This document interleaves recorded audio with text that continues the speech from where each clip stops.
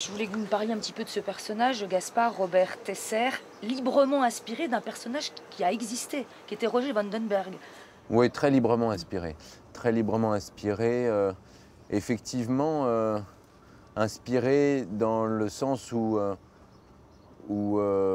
c'est quelqu'un qui a compris assez rapidement qu'il fallait s'adapter à l'ennemi et changer un peu les tactiques et essayer de se fondre un peu dans une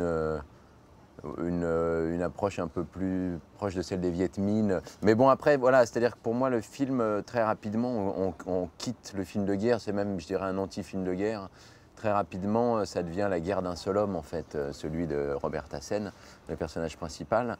Et pour moi, on bascule quasiment dès le départ dans quelque chose de beaucoup plus mystique, presque métaphysique. Donc c'est là-dessus que je me suis raccroché, moi, pour aborder ce personnage qui en fait, dès la première séquence, c'est comme s'il revenait un peu d'entre les morts. On le voit surgir d'un charnier. Et, euh, et donc il y a ce côté fantomatique qui habite le personnage du début jusqu'à la fin.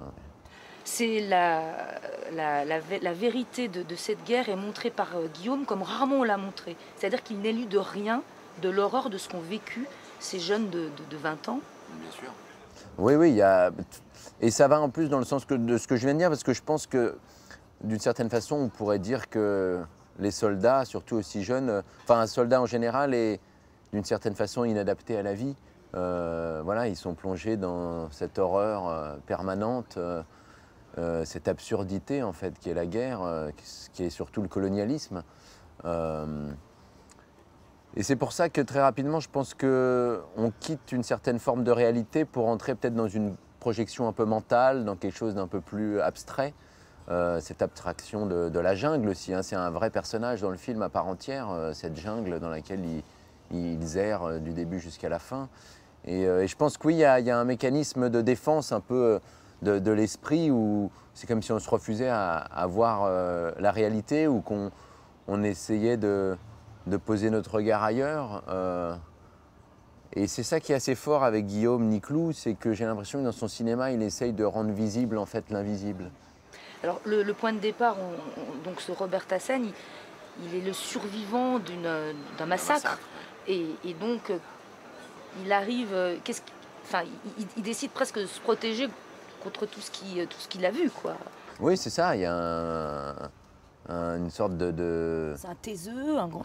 oui, je pense que c'est quelqu'un qui se retranche un peu en lui-même pour essayer de se reconnecter à la vie d'une certaine façon.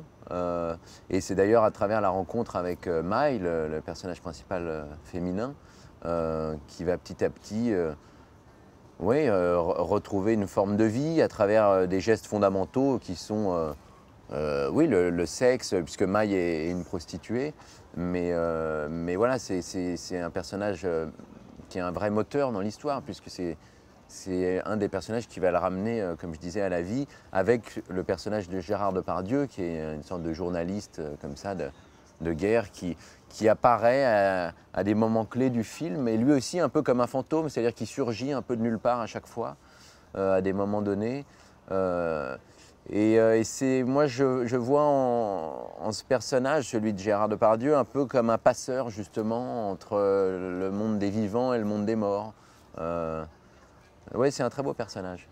Robert, est-ce que aujourd'hui vous avez pensé à tous ces soldats en guerre? Parce que le film parle de l'Indochine, mais j'imagine que vous avez vécu, vous avez tourné dans des conditions presque.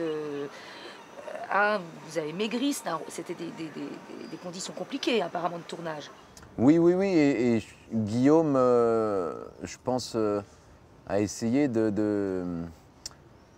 d'entretenir cet inconfort permanent, d'essayer de... C'est comme si, en fait, il trouvait un peu son salut dans la contrainte. Donc oui, c'était un tournage qui était très compliqué, c'était un tournage qui était très éprouvant, mais je dirais que nous, acteurs, on en tire vraiment des bénéfices directs. Pour les techniciens, c'est autre chose, mais pour nous, ça représente quelque chose d'assez précieux au final, puisque ça nous amène autre part, ça nous sort de nos zones de confort et du coup, on est obligé de se réinventer en permanence. Donc oui, je pense que c'était une vraie un vrai choix de la part de Guillaume que de tourner ce film dans des conditions assez difficiles et assez proches de ce que pouvaient éprouver oui, ces jeunes gens à cette époque, à travers cette guerre, bien que nous, on ne risquait pas notre vie du tout. Mais c'est vrai que oui, il y avait quelque chose d'assez physique et d'assez éprouvant, mais d'assez jouissif en même temps.